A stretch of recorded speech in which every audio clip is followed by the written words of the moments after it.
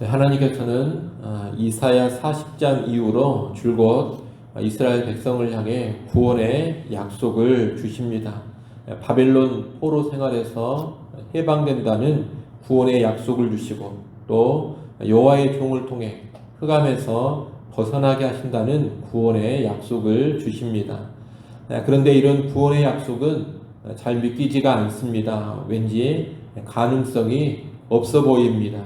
하지만 하나님께서 믿기 힘든 약속을 주시고 이루신 것은 이번이 처음이 아닙니다. 하나님은 과거에도 그런 일을 행하셨습니다.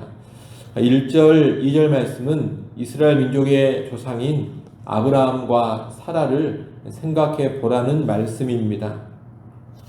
1절에 너희를 꺼낸 반석과 너희를 파낸 우묵한 구덩이는 아브라함과 사라를 상징적으로 가리키는 것입니다. 이스라엘 민족은 아브라함과 사라에게서 나왔습니다. 하나님은 아브라함과 사라에게 아들을 주시고 큰 민족을 이루겠다는 약속을 주셨는데 사실 그 약속은 믿기 힘든 약속이었습니다. 불임의 부부 그리고 생식 가능성이 다 사라져버린 부부에게 아들을 주겠다고 약속하셨습니다. 그리고 현재 자식이 하나도 없는 부부에게 큰 민족을 이루겠다는 약속을 주셨습니다. 불가능해 보이는 약속이요, 도무지 믿기지가 않는 약속입니다. 그런데 아브라함은 그 약속을 믿었고 그 약속은 성취되었습니다. 그와 같이 바벨론 포로 생활로부터의 귀환의 약속 그리고 장차 여호와의 종을 통한 구원의 약속도 믿기 힘들어 보이지만 반드시 그대로 성취가 된다는 겁니다.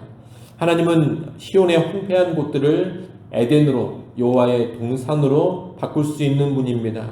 광야와 사막을 낙원으로 바꾸사 기쁨의 노랫소리가 울려 퍼지게 하실 수 있는 분입니다. 그러니 주의 백성은 하나님께 집중하면서 그분을 신뢰하고 그분의 말씀에 귀를 기울여야 하는 겁니다. 이 하나님은 이스라엘만이 아니라 이제 만민을 구원하시고 회복시키실 것입니다. 이 구원은 절대로 쇠하지 않고 실패하지 않는 구원입니다. 하늘과 땅은 사라지더라도 이 구원의 약속은 절대로 사라지지 않고 반드시 성취될 겁니다. 그러니 이 구원의 약속을 비방하고 조롱하는 주변의 사람들로 인해서 위축되거나 두려워할 필요가 없습니다. 7절 말씀을 한번 보십시오. 7절 말씀 보면 의를 아는 자들아 마음에 내 율법이 있는 백성들아 너희는 내게 듣고 그들의 비방을 두려워하지 말라 그들의 비방에 놀라지 말라 이렇게 말씀하고 있습니다. 하나님의 구원 약속을 비방하고 조롱하는 자들이 늘 있습니다. 하지만 그런 자들로 인해 위축될 필요도 없고 두려워할 필요도 없다는 겁니다. 하나님의 약속은 반드시 성취되기 때문입니다. 대신 하나님의 구원 약속을 비방하고 조롱하는 자들은 다 몰락해 버릴 겁니다.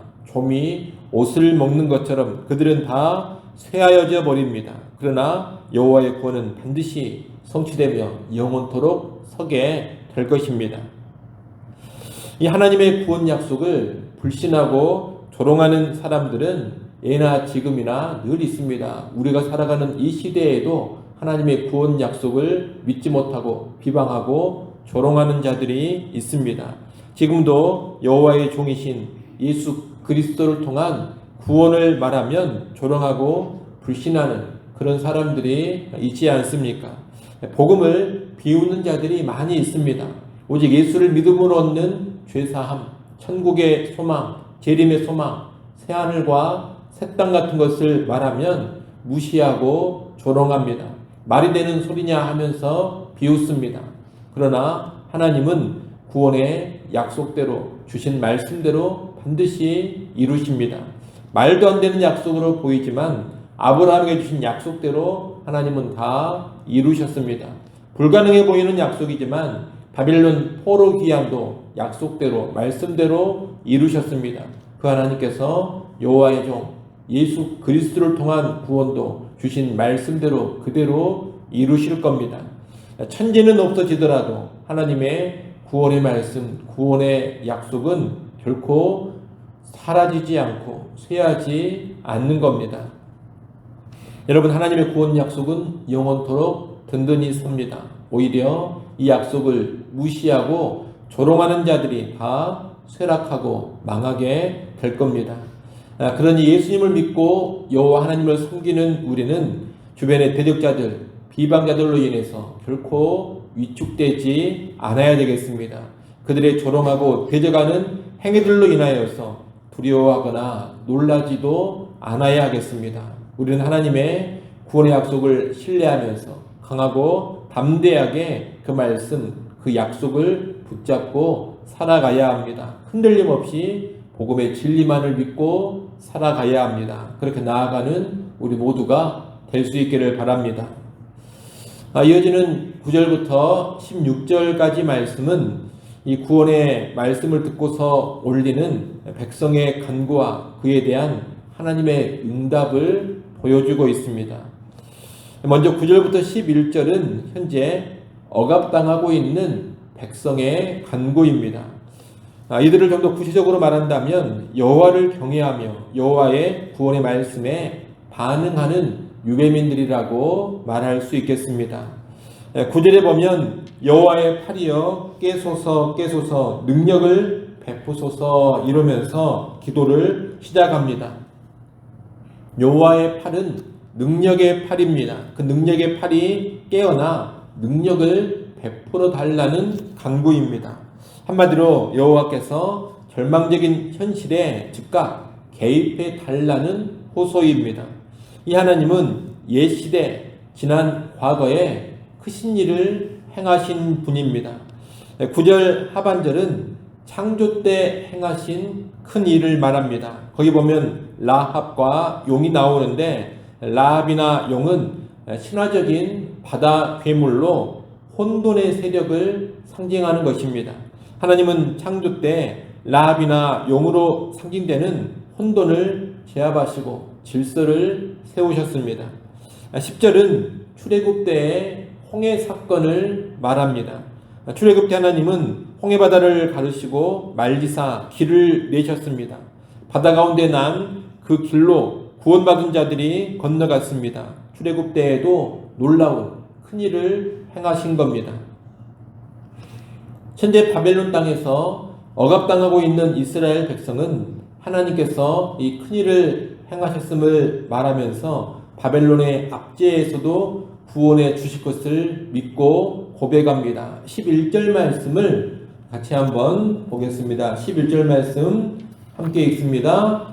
여호와께 구속받은 자들이 돌아와 노래하며 시온으로 돌아오니 영원한 기쁨이 그들의 머리 위에 있고 즐거움과 기쁨을 얻으리니 슬픔과 탄식이 달아나리이다. 아멘.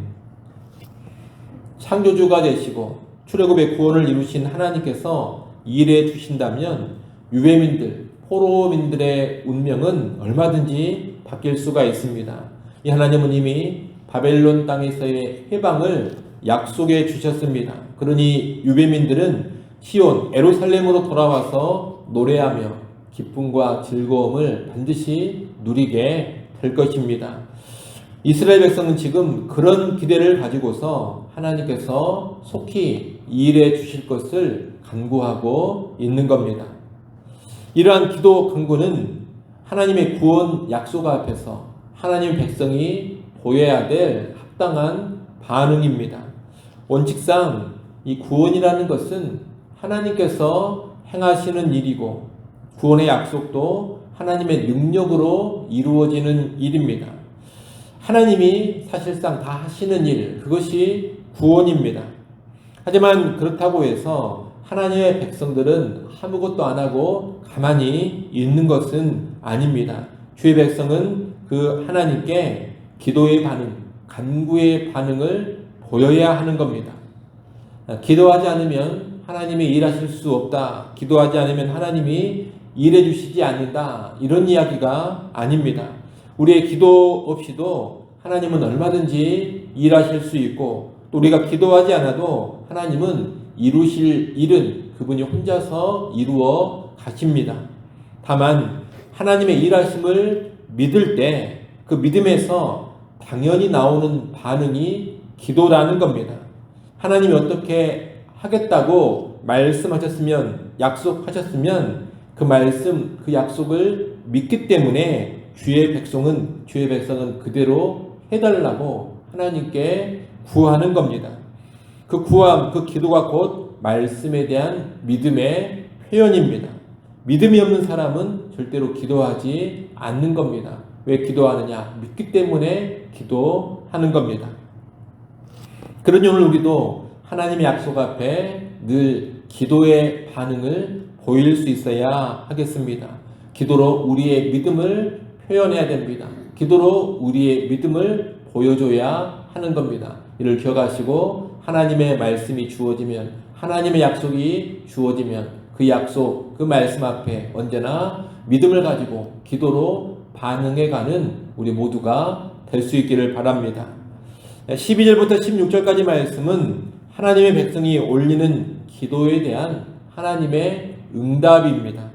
하나님은 먼저 당신이 어떤 분이신지를 알려줍니다. 12절 상반절에 보면 너희를 위로하는 자는 나, 곧 나이니라 이렇게 말씀합니다. 고통당하는 유배민들을 위로하는 자는 곧 나 여호와라는 겁니다. 하나님은 포로 생활하고 있는 이스라엘 백성을 위로하기 원하실 뿐 아니라 위로할 수 있는 능력도 가지고 계신 분입니다. 그분은 단순한 위로자가 아닙니다. 권능의 위로자입니다. 그러니 이스라엘은 진정한 위로자가 되시는 이 여호와 하나님을 바라보고 의지해야 합니다. 그 하나님을 바라보고 의지할 때 우리는 모든 절망과 어둠, 모든 두려움을 극복하고 큰 위로를 받을 겁니다. 슬픔과 고통과 두려움의 상황이 놀랍게 변화되는 것을 보면서 큰 위로를 받게 될 겁니다. 하지만 이스라엘은 한동안 그런 하나님을 의지하지 못했습니다.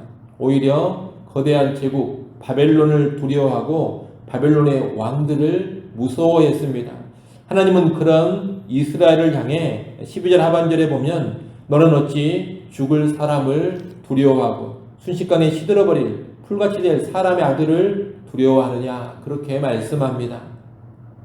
또 13절 상반절에 보면 창조주이신 여호와를 어찌 잊어버렸느냐 그렇게도 말씀하십니다.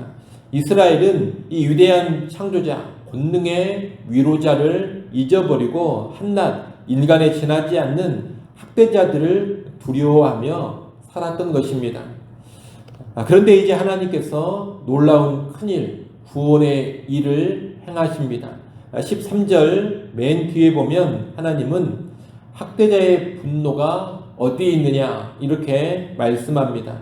이 말씀은 이제 학대자의 분노가 다 끝났음을 의미합니다. 전능하신 여호와께서 위로자가 되사 억압받는 백성의 간구에 응답을 하시는 겁니다. 이제 결박된 자들이 곧 풀려날 것입니다. 죽지 않고 구덩이에 내려가지도 않고 양식이 모자라지도 않을 겁니다. 바다를 휘저 그 물결을 뒤흔드시는 만군의 여호와, 혼돈의 세력을 무찌르시고 홍해 바다도 갈라버린 그 여호와께서 포로된 이스라엘 백성을 이제 해방시켜 구원해 주시는 겁니다.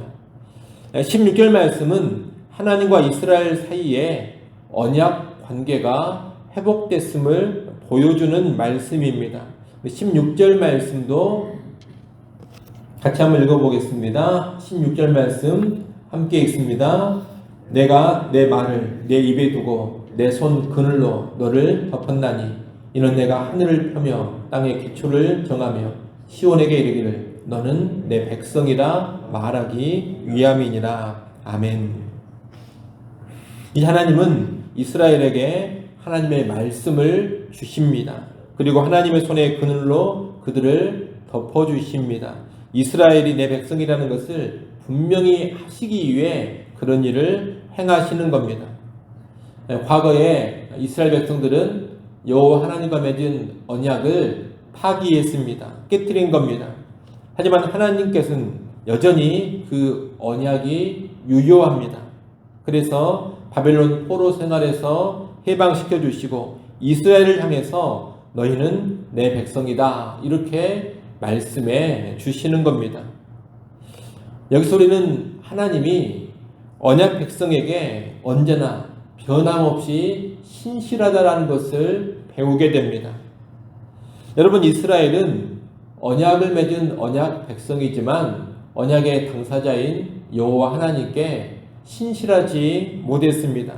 늘 불순종하고 범죄하면서 맺은 언약을 깨뜨렸습니다.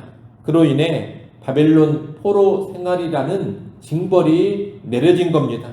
하지만 그럼에도 불구하고 하나님은 그들을 다시 구원해 내시고 너희는 내 백성이다 이렇게 말씀하십니다. 이것이 바로 언약 백성, 택한 백성을 향한 하나님의 변함없는 신실함입니다. 하나님 편에서는 절대로 그 언약을 깨뜨리지 않고 끝까지 신실하게 지켜주시는 겁니다. 오늘날 예수 믿는 우리를 향해서도 마찬가지입니다. 하나님은 택한 백성을 예수 그리스도 안에서 구원해 주십니다. 또 예수 그리스도 안에서 새 언약을 맺어 주십니다. 하나님은 구원하신 우리 그리고 새 언약을 맺은 우리를 절대로 버리지 않습니다. 우리는 언약을 신실하게 지키지 못할 때가 참 많습니다. 언약을 맺었다고 하지만 언약에 합당하지 못하게 행할 때도 많습니다. 늘 범죄합니다. 언약을 깨뜨리곤 합니다. 하지만 하나님은 그럼에도 불구하고 맺은 언약을 그분 편에서 신실하게 지켜가십니다. 내가 하는 행동 하나하나를 보면서 언약을 유지할지 안 할지 결정하시는 것이 아닙니다. 내 모습과 상관없이 하나님 편에서 그분의 신실하심에 근거해서 언약을 지켜주십니다. 변함없이 나를 향해서 너는 나의 자녀다. 너는 나의 백성이다. 그렇게 말씀해 주십니다. 범죄로 인해 나를 징벌하실 수는 있습니다. 하지만 범죄로 인해 나를 징벌하실지언정 나를 영원히 버리지는 않습니다. 부모가 자식을 징계한다 하더라도 부모 자식 간의 관계, 그 사랑에는 변함이 없는 것과 똑같은 겁니다. 내가 범죄하고 아무리 실패한다 하더라도 나는 여전히 하나님의 구원받은 자녀, 하나님의 사랑받는 자녀로 본질상 존재하고 있다는 겁니다. 여러분, 우리의 순종이나 우리의 충성이나 우리의 신실함이 아닌 하나님의 신실함으로 우리와 하나님 사이에 맺은 언약이 계속 유지되어 갑니다. 우리의 신실함이 아닌 하나님의 신실함으로 우리에게 주신 구원이 지켜지고 완성되어져 가는 겁니다. 우리의 신실함이 아닌 하나님의 신실함이 그렇기 때문에 우리의 소망이 되는 겁니다. 여러분, 나의 신실함에 근거해서 신앙생활하지 마시고 하나님의 신실함에 근거해서 신앙생활을 하시기를 바랍니다. 나의 신실함에 근거하면 무너져 내릴 구원입니다.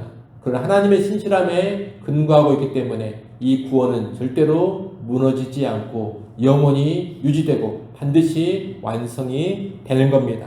이를 잘 아시고 내 모습이 아닌 언제나 하나님의 신실함에 근거해서 언약 백성의 삶을 살아가는 우리 모두가 될 수 있기를 간절히 소원합니다. 기도합니다. 하나님 아버지, 하나님의 말씀, 하나님의 약속에 늘 기도로 반응하는 삶 살게 하여 주옵소서. 기도가 곧 하나님의 말씀을 믿는 행동이라는 것을 알고 믿음 가운데 기도하는 주의 백성 되게 하여 주옵소서. 또한 아버지 하나님, 구원의 약속, 구원의 언약은 나의 신실함이 아닌 하나님의 신실함으로 유지되고 이루어져 감을 한시도 잊지 않게 하여 주시옵소서. 나를 신뢰하지 않게 하시고 신실하신 그 하나님을 신뢰하며 이 땅에 하루하루 구원의 백성으로 살아가게 하여 주시옵소서. 나는 실패하고 나는 무너지고 나는 넘어진다 하더라도 여호와 하나님은 변함없이 나를 주목하시고 나를 품으시고 안으시고 나를 붙잡아 주시고 회복시키심을 확신케 하여 주옵소서. 날 보지 않게 하시고 늘 하나님을 바라보며 이 땅에 하루하루 살아가게 하여 주옵소서. 예수님의 이름으로 기도드리옵나이다. 아멘.